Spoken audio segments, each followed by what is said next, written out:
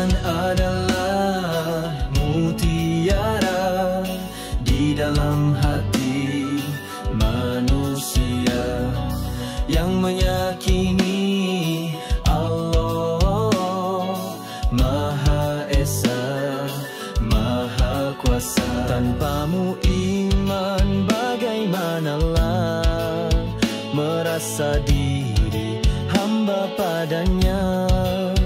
Tanpamu iman bagaimanalah menjadi hamba Allah yang bertakwa. Iman tak dapat diwarisi dari seorang ayah yang bertakwa. Ia tak dapat dijual beli, ia tiada di tepian pantai.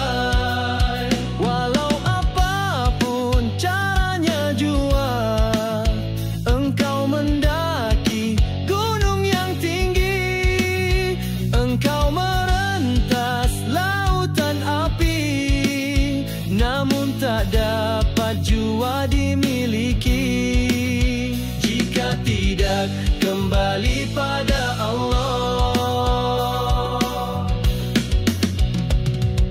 Iman bukan warisan tapi pencarian jiwa. Bukan dalam emas, bukan di sudut dunia, bukan harta yang dibawa, tapi cahaya yang dibina dalam gelap pun bersinar bila hati kenal Dia. Tak boleh diwarisi walau ayahmu wali, takkan dijual walau kau gadai bumi. Laut api kau renangi, gunung tinggi kau daki, tanpa kembali pada Allah kosonglah haki. Ini bukan puisi, ini bicara roh yang mencari makna dalam sujud yang sah. Tanpa iman siapa kita? Hanya jasad tanpa arah. Tunduk bukan kerana takut tapi cinta yang pasrah. Dalam dada manusia dia bagai permata, mutiara suci yang tak luntur di mamah masa. Kalau hilang kaburlah langkah, tapi kalau ada dunia pun terasa indah. Iman adalah